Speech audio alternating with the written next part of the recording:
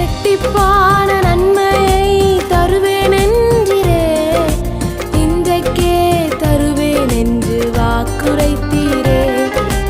இழந்ததை திரும்ப தருவேன் என்று சொன்னீரே, இரட்டிப்பான பங்கையும் தந்திடுவாரே.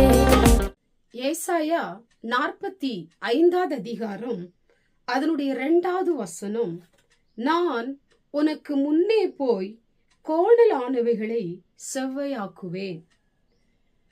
எனக்கு அன்பான தேவ பிள்ளைகளே, இந்த நாளிலும் கூட நான் வாசித்ததான இந்த வசனத்தின் மூலமாய் உங்க வாழ்க்கையில எதெல்லாம் தடையா இருக்கிறதோ அதெல்லாம் ஆண்டவர் உடைக்கும்படி உங்களுக்கு முன்பாக கடந்து செல்லுகிற தகப்பனா இருக்கிறார். எவ்வளவோ தடைகளை நீங்கள் சந்தித்து கொண்டிருக்கலாம். தடைகள் மத்தியிலே நீங்கள் வாழ்ந்து கொண்டிருக்கலாம். எவ்வளவோ முயற்சி எடுத்தும் எதுவுமே உங்களுக்கு நடக்காமல் இருக்கலாம். எந்த வாசல்களும் திறக்கப்படாமலே அடைக்கப்பட்ட ஒரு சூழ்நிலையிலே நீங்கள் தவித்து கொண்டிருக்கலாம். பொருளாதாரத்துல நஷ்டங்கள் ஏற்பட்டு கொண்டிருக்கலாம்.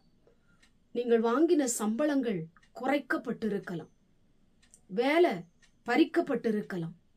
திருமண காரியத்துல தடை, என்ன செஞ்சாலும் காரியம் வாய்க்கவே இல்லை, தடையாகவே இருக்கிறது. கைகூடி வருகிறது போல தெரியும், ஆனா ஏதோ ஒரு காரியம் முன்பாக வந்து தடையை கொண்டு வந்து விடும். இப்படி சோர்ந்து போய் கலங்கி போய் இருக்கிற உங்களை பார்த்துத்தான் கர்த்தருடைய வார்த்தை சொல்லப்பட்டிருக்கிறது. தடைகளை ஆண்டவர் அகற்றப் போகிறார். உங்களுக்கு முன்பாக சென்று கோணலானவைகளை செவ்வையாக்க போகிறார். எதெல்லாம் கோணலா இருக்குதோ, எதெல்லாம் அடைச்சு கிடக்குதோ, எதெல்லாம் திறக்க முடியாம இருக்குதோ, எந்தெந்த மனுஷர்கள் உங்களுக்கு விரோதமாய் செயல்பட்டு கொண்டிருக்கிறார்களோ, எந்த மனிதர்கள் எதிர்த்து கொண்டு உங்களோடு கூட யுத்தம் பண்ணி கொண்டிருக்கிறார்களோ, எல்லாவற்றையும் ஆண்டவர் சரி செய்யும்படி உங்களுக்கு முன்பாக கடந்து செல்லுகிற தகப்பனா இருக்கிறார். மனிதன் முன்பாக செல்வதனால ஒரு பிரயோஜனம் இல்லை.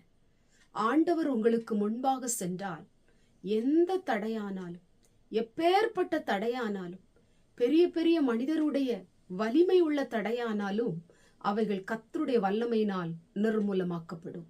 இந்த நாளிலும் தடைகளை ஆண்டவர் விலக்கப் போகிறார். உடைய வாழ்க்கையிலே தடைகள் விலக வேண்டும் என்று நீங்கள் ஜெபித்துக் கொண்டிருக்கலாம். உங்களுடைய ஜெபத்தை கேட்கிற தகப்பன் உங்களுக்கு முன்பாக கடந்து செல்ல போகிறார். இந்த காரியம் வாய்க்கல, இந்த காரியம் கைகூடி வரல, ஏன் என் வாழ்க்கையில் இப்படி தடை? நான் எதா செய்யணும்னு நினைக்கிறேன், ஏதோ ஒரு தடை அதை தடுத்து விடுகிறதே, நான் என்ன செய்வது? பிரச்சனைக்கு மேல பிரச்சனை, என்னால முடியல, இதுக்கு தீர்வே இல்லை, இதுக்கு ஒரு வழி உண்டாகாதா?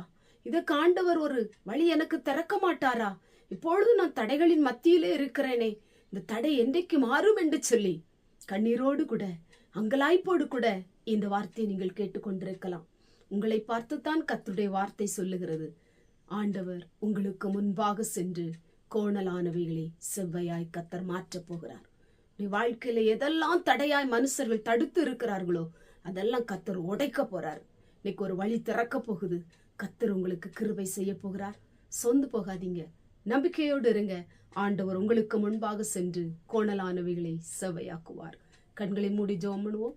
எங்கள் பரிசுத்தமுள்ள நல்ல பிதாவே, கேட்டதான வசனத்தின் மூலமாய் நான் உனக்கு முன்னே போய் கோணலானவைகளை செவ்வையாக்குவேன் என்று சொன்ன ஆண்டவர், இந்த வார்த்தையை கேட்டுக்கொண்டு இருக்கிற நம்முடைய பிள்ளைகள் தடைகளை நினைத்து வாழ்க்கையில வருகிற ஒவ்வொரு சந்தர்ப்ப சூழ்நிலைகளை நினைத்து அழுது கொண்டிருக்கலாம், பயந்து போய் இருக்கலாம். ஆண்டவரே, மனமுறிந்து போய் இருக்கலாம். என்னுடைய வாழ்க்கையில் இப்படி தடை இருக்கிறது என்று சொல்லி ஆண்டவரே மனசுக்குள்ள ஒரு காயத்தோடு கூட இருக்கலாம். இன்னைக்கு ஆண்டவர் முன்பாக சென்று ஆண்டவருடைய வாழ்க்கையில இருக்கிற தடைகளை மாற்றி அவளை ஆசீர்வதிக்க போகிற தயவுக்காய் ஸ்தோத்திரம். ஒவ்வொருடைய வாழ்க்கையிலும் வழி திறக்கட்டும், தடைகள் மாறட்டும். இயேசுவின் மூலம் ஜெபிக்கிறோம் பிதாவே, ஆமென்.